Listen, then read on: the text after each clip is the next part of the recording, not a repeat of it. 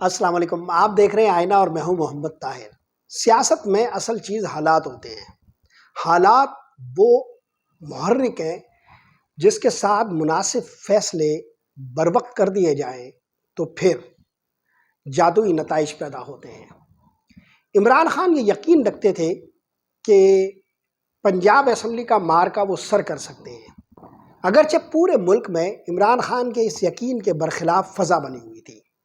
گزشتہ شب بالآخر پنجاب اسمبلی میں پی ٹی آئی نے وہ بنیادی مارکا سر کر لیا جس کے بعد وہ نئے سیاسی حالات کے رخ و رخسار کو سنوار سکتے ہیں۔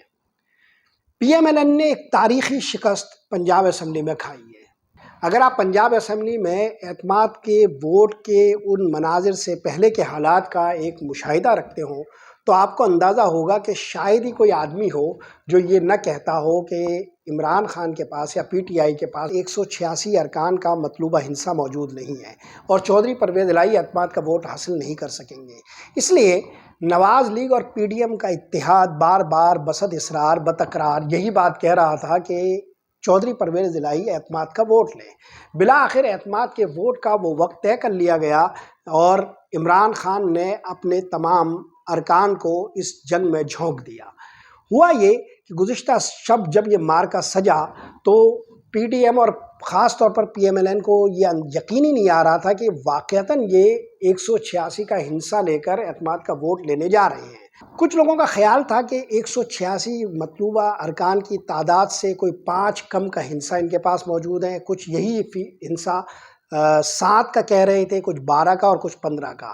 سب کے پاس اپنے اپنے ہندسے تھے، مگر ہر کوئی اس بات سے متفق تھا کہ 186 کا وہ مطلوبہ ہندسہ پی ٹی آئی کے پاس نہیں ہے جو چودھری پرویز الہی کو اعتماد کے ووٹ کے لیے درکار ہے۔ چودھری پرویز الہی کے اعتماد کا ووٹ لیے جانے کے بعد پی ٹی آئی کو حاصل ہونے والی اس عظیم الشان کامیابی کے کچھ نتائج ہیں اور پاکستانی سیاست پر اس کے کافی سارے اثرات بھی ہیں۔ بنیادی طور پر اس کھیل میں 3 طرح کی ناکامیاں سامنے آئی ہے جس پر میں ابھی بات کروں گا، لیکن اس سے پہلے ذرا وہ مضحک پہلو سامنے رہنا چاہیے جو پی ایم ایل این نے فضا میں بنایا ہوا تھا۔ وفاقی وزیر داخلہ رانا ثناء اللہ نے جب کل یہ مقدمہ عدالت میں زیر بحث تھا تو ذرائع ابلاغ سے بات کرتے ہوئے یہ کہا کہ عدالت جلدی فیصلہ کرے کیونکہ میں پنجاب حکومت کو لے کر ہی اسلام آباد میں جاؤں گا۔ ظاہر ہے وفاقی وزیر داخلہ رانا ثناء اللہ کا یہ یقین جنیوا میں ہونے والی کانفرنس میں پاکستان کو ملنے والی امداد کے وجہ سے تو نہیں آیا ہوگا۔ وہ یہ کیوں کہہ رہے تھے کہ پنجاب اسمبلی میں وہ حکومت بنائیں گے اور حکومت لے کر ہی اسلام آباد جائیں گے؟ یہ یقین ان کا کہاں سے آ رہا تھا؟ اس سوال کے ساتھ رانا ثناء اللہ کے کچھ دن پہلے کے ایک بیان کو بھی جوڑ لیجئے تو آپ ایک مجموعی تناظر بنا پائیں گے۔ انہوں نے کچھ دن پہلے ہی یہ کہا تھا کہ اسٹیبلشمنٹ اور ہمارے درمیان عمران خان کا راستہ روکنے پر اتفاق ہو چکا ہے۔ سوال یہ پیدا ہوتا ہے کہ رانا ثناء اللہ اسٹیبلشمنٹ کی ترجمانی کیسے کر سکتے ہیں اور کیا اسٹیبلشمنٹ نے ایسا کوئی فیصلہ کر لیا ہے جو رانا ثناء اللہ کے کنج لب سے پھوٹ رہا ہے؟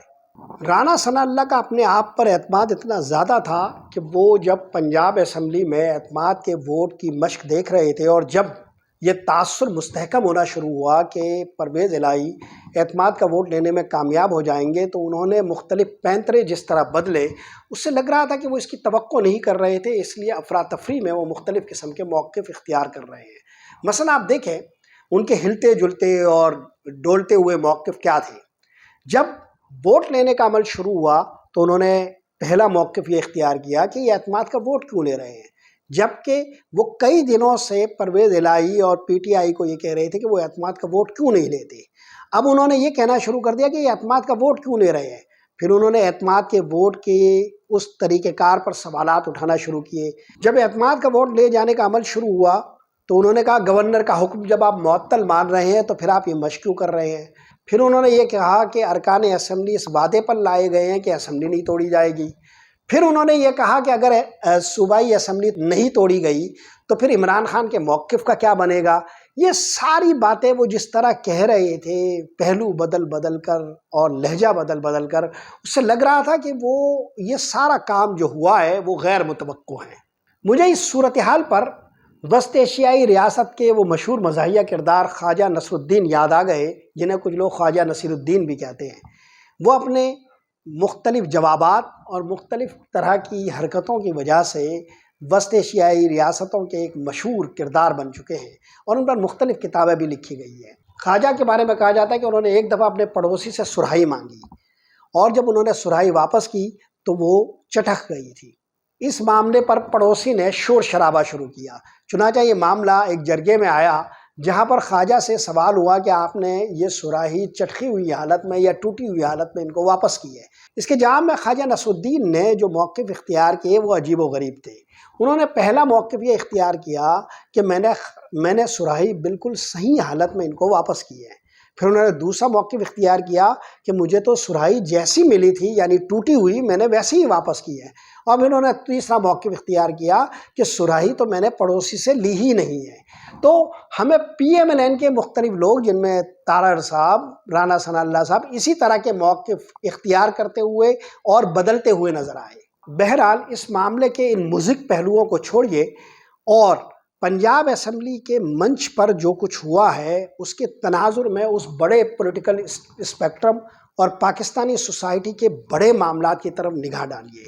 آخر اس پورے کھیل میں کیا ہوا ہے؟ پنجاب اسمبلی میں چودھری پرویز الہی کے ذریعے عمران خان کو ناکام بنانے کا یہ کھیل 3 بڑی قوتوں کے اکٹھ کے ساتھ کھیلا جا رہا تھا۔ یہ 3 بڑی قوتیں کیا تھیں؟ پہلی قوت سیاسی تھی۔ یہ سیاسی قوت PMLN کی چھتری تلے تھی۔ نواز لیگ، جن کے بارے میں کہا جاتا ہے کہ یہ سینئرز، تجربہ کار، کہنہ مشق اور سرد و گرم زمانہ چشیدہ لوگ ہیں۔ آپ جانتے ہی ہیں کہ نواز شریف کی سیاست کو اب کوئی 35 سے 40 سال ہو گئے ہیں۔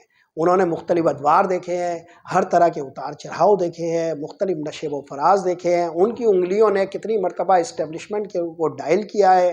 وہ سیاسی معاملات میں مختلف تہداریوں میں اترے ہیں۔ تو ایک طرف نواز شریف کے اس تجربے کے ساتھ وفاقی حکومت، PDM کا اتحاد اور پوری سیاسی قوت تھی جو پنجاب اسمبلی کے اس پورے معاملات کا یہ ادراک کیے بیٹھی تھی کہ وہ چودھری پرویز الہی کو اعتماد کا ووٹ لینے میں ناکام بنا دیں گے۔ تو ایک ناکامی تو یہ تھی کہ اتنے سینئرز لوگ اس پوری صورتحال کو سمجھنے میں ہی ناکام رہے۔ سیاسی ناکامی کے ساتھ دوسری بڑی ناکامی جو اس کھیل میں ہوئی ہے وہ پیسوں کی چمک کی ہوئی ہے۔ آپ جانتے ہی ہیں کہ پنجاب اسمبلی کی اس پوری پولیٹکس کو وہی چھانگا مانگا کی سیاست سے کنٹرول کیا جا رہا تھا، اور آصف علی زرداری صاحب کا نام بار بار لیا جا رہا تھا، جو پنجاب میں تشریف لے گئے تھے اور وہاں متحرک تھے۔ سندھ کے ایک صوبائی وزیر کا بھی اس سلسلے میں نام لیا گیا، شرجیل انعام میمن کا۔ تو جو دوسرا بڑا محرک اس پورے کھیل کو کنٹرول کرنے کے لیے وفاقی حکومت PDM کے اتحاد کا تھا، وہ زرداری کی صورت میں تھا، جو پہلے بھی پنجاب کے اندر ایک بار حکومت کو گرانے میں کامیاب رہا ہے۔ جناب زرداری صاحب کی سیاست کو، جو کہ صرف پیسوں کی سیاست ہے، اس کے ذریعے اس پوری سیاست کو کنٹرول کرتے ہوئے یہ دعویٰ کر لیا گیا تھا کہ 5، 7، 12 یا 15 کا یہ ہنسا مینیج ہو جائے گا۔ گزشتہ شب ہم نے دیکھا کہ چمک نے بھی اپنا کام نہیں دکھایا اور PTI 186 ارکان کی حمایت کے ساتھ ظفریاب ہوئی۔ اس ہمہ پہلو ناکامیوں کا تیسرا اہم ترین عنصر یا تیسری بڑی جو ناکامی ہے وہ اسٹیبلشمنٹ کے حوالے سے ہے۔ عام طور پر ہم اسٹیبلشمنٹ کے کردار کا بہت باریک بینی سے جائزہ لینے میں ناکام رہتے ہیں۔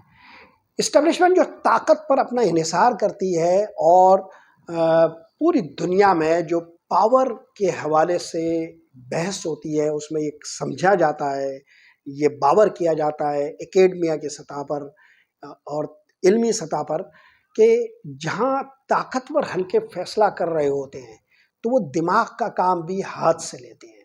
چنانچہ ایک تیسرا جو عامل تھا اسٹیبلشمنٹ کی صورت میں، جس کا اشارہ رانا ثناء اللہ کچھ عرصے سے دے رہے تھے اور پاکستان کے بعض تجزیہ کار اور بعض جو ہے وہ اینکرز بار بار یہ کہہ رہے تھے کہ عمران خان کے بارے میں یہ فیصلہ ہو گیا، عمران خان کے بارے میں یہ فیصلہ ہو گیا، اور وہ ان کا راستہ روکیں گے۔ ان تمام مجموعی حالات میں ہی یہ یقین ہو چلا تھا یا لوگ یہ باور کر رہے تھے کہ پرویز الہی اعتماد کا ووٹ لینے میں ناکام ہوں گے۔ تو اگر پرویز الہی ظفریاب ہوئے ہیں تو اس صورت میں یہ جو اسٹیبلشمنٹ کا پہلو ہے اس کو بھی ہم ناکامی کے زمرے میں لیں گے کہ اسٹیبلشمنٹ یہاں پر ناکام ہوئی۔ اسٹیبلشمنٹ کی ناکامی میں ہم یہ عنصر نظر انداز کر دیتے ہیں کہ طاقت کا جتنا زیادہ استعمال ہوتا ہے وہ اتنی زیادہ صرف ہوتی ہے اور اس کا خوف اتنا کم ہوتا ہے۔ طاقت کے لیے پوری دنیا میں تصور یہ ہے کہ اسے استعمال کرنا نہیں چاہیے بلکہ اسے ایک خوف کے طور پر باقی رکھنا چاہیے۔ باقی تمام چیزوں میں یہ سمجھا جاتا ہے کہ جو چیز استعمال ہوگی وہ اتنی زیادہ فائدہ مند اور اتنی زیادہ بڑھتی چلی جائے گی۔ مثلا علم ہے، اس کا آپ استعمال کریں گے تو وہ زیادہ بڑھے گا۔ اسی طرح جو ہے وہ نیکیوں کے معاملات میں، خیر کے معاملات میں یہ کہا جاتا ہے کہ اس کا زیادہ سے زیادہ استعمال زیادہ سے زیادہ بھلائی کے دائرے کو بڑھانے میں کام آتا ہے۔ مگر طاقت کا جو معاملہ ہے وہ اس کے بالکل برعکس ہے۔ اس کا استعمال اس کی قوت کو کم کرتا ہے نہ کہ بڑھاتا ہے۔ چنانچہ طاقت کو بیلنس کے لیے استعمال کیا جاتا ہے، استعمال کے لیے نہیں۔ پاکستان میں گزشتہ 6-7 برسوں میں طاقت ہر پہلو سے استعمال ہوئی ہے اور اس نے اپنا فیئر یا بیلنس آف فیئر یا خوف پیدا کرنے والی جو ایک قدرت اور طاقت ہے وہ کھو دی ہے۔ اب سیاست کی سطح پر، سیاست دانوں میں بھی نجی سطح پر یہ باتیں ہونے لگی ہے کہ ہمیں طاقتور حلقوں سے اب اجتناب کرنا چاہیے۔ پنجاب اسمبلی میں اگر کہیں پر بھی یہ قوت استعمال ہو رہی تھی اور اس نے اگر اپنا کام نہیں دکھایا ہے تو دراصل یہ طاقت کے سکڑنے کی، خوف کے ختم ہونے کی ایک علامت ہے اور یہ زیادہ بڑی ناکامی ہے۔ سیاسی ناکامی، پیسوں کی ناکامی اور اسٹیبلشمنٹ کے اس عنصر کی ناکامی جو طاقت کے بلبوتے پر پاکستان کے سیاسی حالات کو گرفت میں رکھنا چاہتے ہیں، ان تمام ناکامیوں کے پہلو بہ پہلو آپ اس اعتماد کو بھی دیکھ سکتے ہیں جو دوسری طرف ہمیں دکھائی دیا۔ یعنی عمران خان نے اپنے ارکان کے ساتھ بیٹھ کر گزشتہ شب جو گفتگو کی اس میں وہ یہ کہہ رہے تھے کہ میری ٹانگ ٹھیک ہوتے ہی میں دیکھوں گا کہ میرے گرد جو ریڈ لائن لگائی گئی ہے وہ باقی رہتی ہے یا نہیں، میں میدان میں اتروں گا۔ یہ اعتماد جو نظر آ رہا ہے وہ اس فضا کے خلاف ہے جو ان کے حوالے سے بنا دی گئی ہے۔ پنجاب اسمبلی کی اس صورتحال ہمیں متوجہ کرتی ہے کہ ہم سیاسی اسرار و رموز اور سیاسی کروٹوں کے حوالے سے اپنا جائزہ بہت گہرائی اور گہرائی سے لیں۔ ہم یہ جاننے کی کوشش کریں کہ پاکستان کے موجودہ حالات میں فیصلہ کن عوامل کس طرح تبدیل ہو رہے ہیں۔